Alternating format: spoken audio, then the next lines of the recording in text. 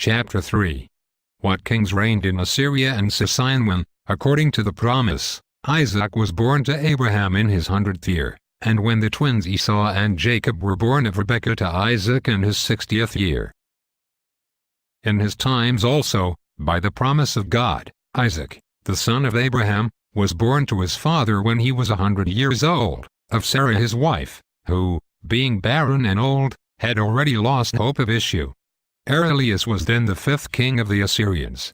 To Isaac himself, in his 60th year, were born twin sons, Esau and Jacob, whom Rebekah his wife bore to him, their grandfather Abraham, who died on completing 170 years, being still alive, and reckoning his 160th year. At that time there reigned as the 7th kings, among the Assyrians, that more ancient Xerxes, who was also called Balaus. And among the Sicyons, Theriachus, or, as some write his name, Thermachus, the kingdom of Argos, in which Inachus reigned first, arose in the time of Abraham's grandchildren. And I must not omit what Varro relates, that the Sicyons were also wont to sacrifice at the tomb of their 7th king Theriachus. In the reign of Armamiters in Assyria and Leosippus and Sicyon as the 8th kings, and of Inachus as the first in Argos, God spoke to Isaac, and promised the same two things to him as to his father, namely, the land of Canaan to his seed, and the blessing of all nations in his seed. These same things were promised to his son, Abraham's grandson, who was at first called Jacob, afterwards Israel, when Balochus was the 9th king of Assyria, and Pharonus, the son of Inachus, reigned as the 2nd king of Argos, Leosippus still continuing king of Sicyon. In those times, under the urge of King Pharonus, Greece was made more famous by the institution of certain laws and judges. On the death of Pharonus, his younger brother Phagus built a temple at his tomb, in which he was worshipped as God, and oxen were sacrificed to him. I believe they thought him worthy of so great honor, because in his part of the kingdom, for their father had divided his territories between them, in which they reigned during his life. He had founded chapels for the worship of the gods, and had taught them to measure time, by months and years, and to that extent to keep count and reckoning of events. Men still uncultivated, admiring him for these novelties, either fancied he was, or resolved that he should be made, a god after his death. Io also is said to have been the daughter of Inachus, who was afterwards called Isis, when she was worshipped in Egypt as a great goddess. Although others write that she came as a queen out of Ethiopia, and because she ruled extensively and justly, and instituted for her subjects letters and many useful things, such divine honor was given her there after she died, that if anyone said she had been human, he was charged with a capital crime. Chapter 4. Of the times of Jacob and his son Joseph. In the reign of Balaus, the 9th king of Assyria, and Messapus, the 8th of Sicyon, who is said by some to have been also called Cephisos. If indeed the same man had both names, and those who put the other name in their writings have not rather confounded him with another man, while Apis was 3rd king of Argos, Isaac died, 180 years old, and left his twin sons 120 years old. Jacob, the younger of these, belonged to the city of God about which we write, the elder being wholly rejected, and had 12 sons, one of whom, called Joseph, was sold by his brothers to merchants going down to Egypt, while his grandfather Isaac was still alive. But when he was 30 years of age, Joseph stood before Pharaoh, being exalted out of the humiliation he endured, because, in divinely interpreting the king's dreams, he foretold that there would be 7 years of plenty, the very rich abundance of which would be consumed by 7 other years of famine that should follow. On this account the king made him ruler over Egypt, liberating him from prison, into which he had been thrown for keeping his chastity intact.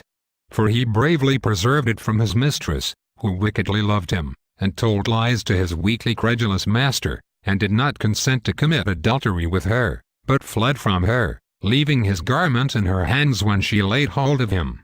In the 2nd of the 7 years of famine Jacob came down into Egypt to his son with all he had, being 130 years old, as he himself said in answer to the king's question. Joseph was then 39, if we add 7 years of plenty and 2 of famine to the 30 he reckoned when honored by the king. Chapter 5. Of Apis, king of Argos, whom the Egyptians called Serapis, and worshipped with divine honors. In these times Apis, king of Argos, crossed over into Egypt in ships, and, on dying there, was made Serapis, the chief god of all the Egyptians. Now Varro gives this very ready reason why, after his death, he was called, not Apis, but Serapis. The ark in which he was placed when dead, which everyone now calls a sarcophagus, was then called in Greek, and they began to worship him when buried in it before his temple was built. And from Saros and Apis he was called first Saros Apis, or Sarapis, and then Serapis, by changing a letter, as easily happens. It was decreed, regarding him also, that whoever should say he had been a man should be capitally punished.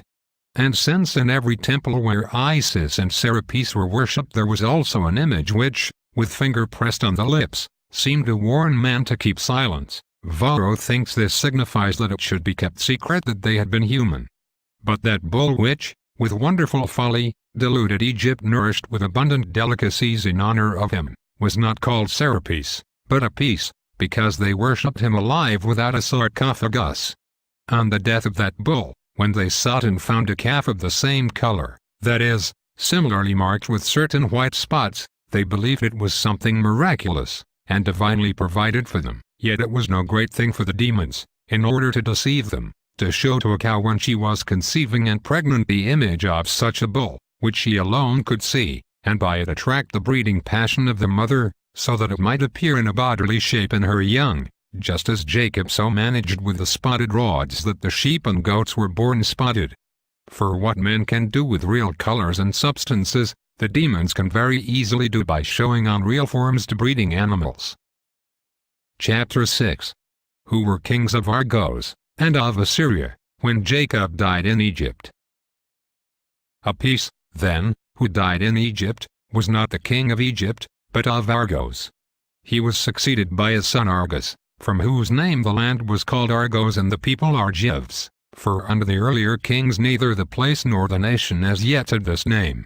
While he then reigned over Argos, and Eratus over Sicyon, and Balaus still remained king of Assyria, Jacob died in Egypt 147 years old, after he had, when dying, blessed his sons and his grandsons by Joseph, and prophesied most plainly of Christ, saying in the blessing of Judah, "A prince shall not fail out of Judah, nor a leader from his thighs, until those things come which are laid up for him." And he is the expectation of the nations. In the reign of Argus, Greece began to use fruits, and to have crops of corn and cultivated fields, the seed having been brought from other countries. Argus also began to be accounted a god after his death, and was honored with a temple and sacrifices. This honor was conferred in his reign, before being given to him, on a private individual for being the first to yoke oxen in the plough. This was when Homogyrus, who was struck by lightning. Chapter 7. Who were kings when Joseph died in Egypt.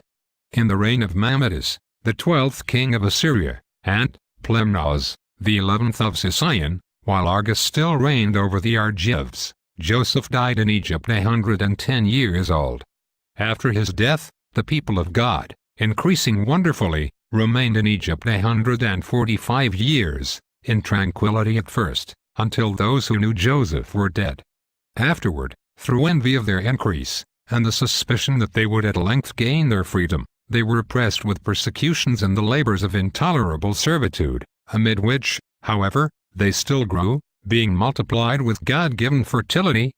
During this period the same kingdoms continued in Assyria and Greece,